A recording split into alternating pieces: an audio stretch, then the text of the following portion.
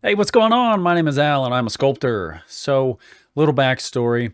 About 20 years ago, I took a class in high school, and it was, 3D modeling and animation. It was all the things that I'd been doing for a couple of years inside of Blender, but I got to do it at high school. So this is one of my piece de resistance, Pièce de résistance. piece de resistance. So this was like the best thing that I had created almost 20 years ago, and I was so excited when it was quote unquote done. But let's take a look. So as you can see, this is a predator bust, and this is what I did. This was all modeled inside of Blender, and yeah, so this one was obviously a work in progress. This one I've done a little texture work and whatnot, but so this would be the finished product. I think I got rid of the textures because they didn't look all that great. But yeah, I remember like the most glaringly obvious thing other than the terrible lack of anatomy would be I didn't really understand how the mirror button worked inside of Blender. You can tell that I have a seam running through my entire character. These vertices really could have been fixed super easily, but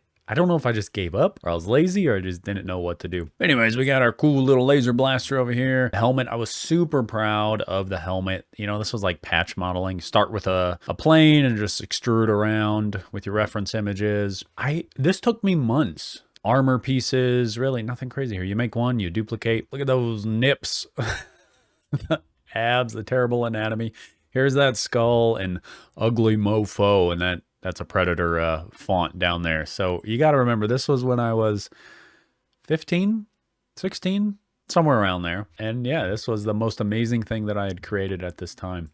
The texture is not too bad. Look at that awesome human skull. I kind of like the laser here. And that laser, the cannon wasn't even finished yet. Now, remember, this was not before Zbrush, but it was before like I had access to Zbrush. So like sculpting wasn't really a thing. This is 2004, 2005. Like I know Zbrush had existed for a few years now at that point, but like, most people were still box modeling all their characters, and that's what I did. So it's a lot of fun. Go back and look at your old stuff. It's kind of cringy, but it's good to grow as a sculptor, as a 3D artist.